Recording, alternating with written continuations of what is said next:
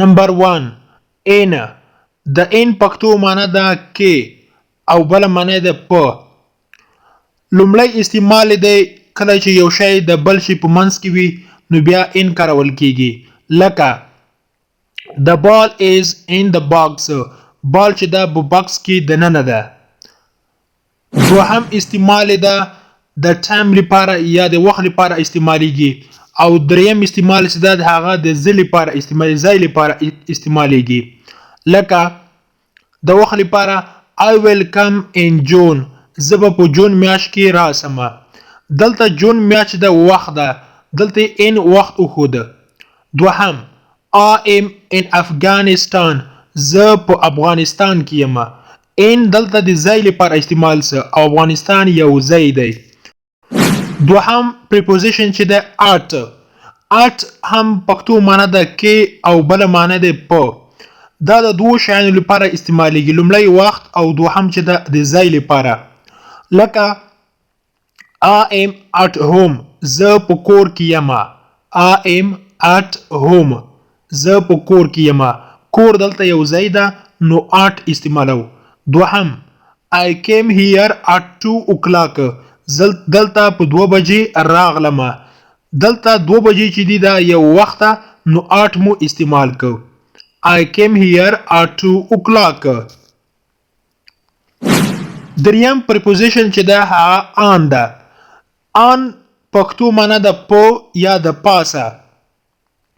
لکه the ball is on the box. بال چې ده د باکس د پاسه ده.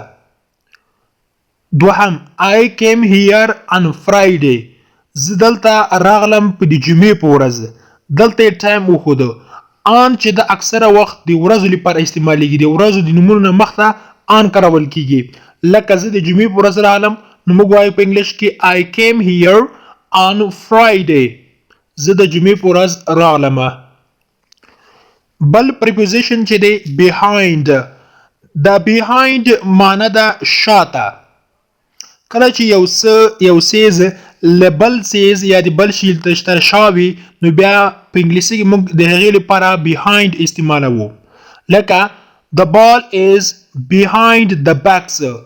بال چې ده د باکس شاته ده نو ځکه موږ behind استعمالوو. behind معنی ده شاته. بل preposition چې دی هغه under ده.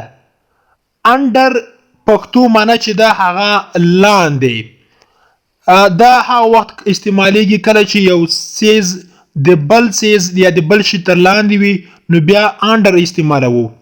لکه دلته تاسو په د سکرین کې ښکاري دا بال چې ده د باکس تر لاندې ده.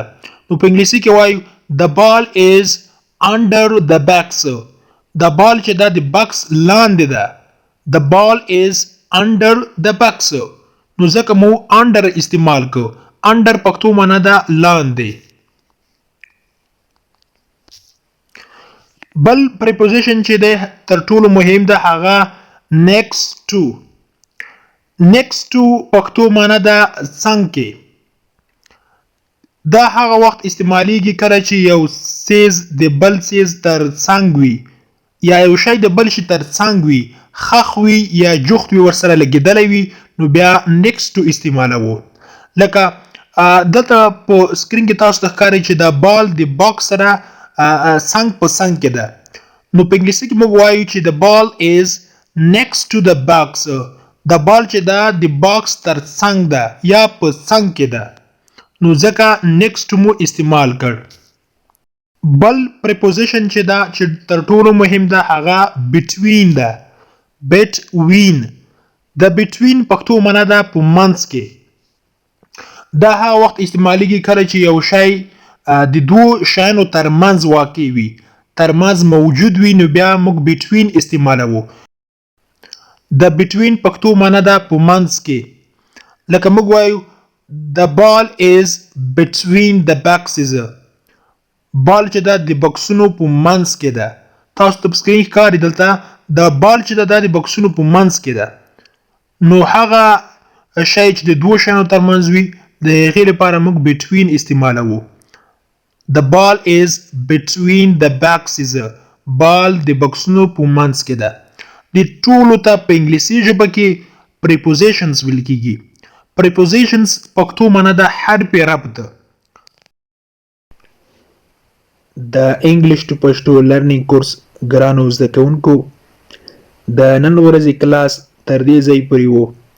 هیله ده چې یو څه ورڅخه زده کړي وي. که غواړئ چې انګلیسي ژبه په سیمپل ساده پښتو ژبه کې زده کړئ نو مهرباني وکړئ زموږ انګلیش ټو پښتو لرنینګ چینل در سره سبسکرایب کړئ او تر څنګ یې د بیل آیکن ووهئ او بیا په آل کلیک وکړئ.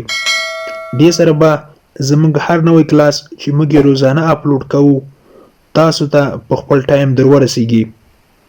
او که چیرته کومه غوښتنه نیوکه یا پیشنهاد لرئ نو مهرباني وکړئ موږ ته یې په کمنټ باکس کې پرېږدئ.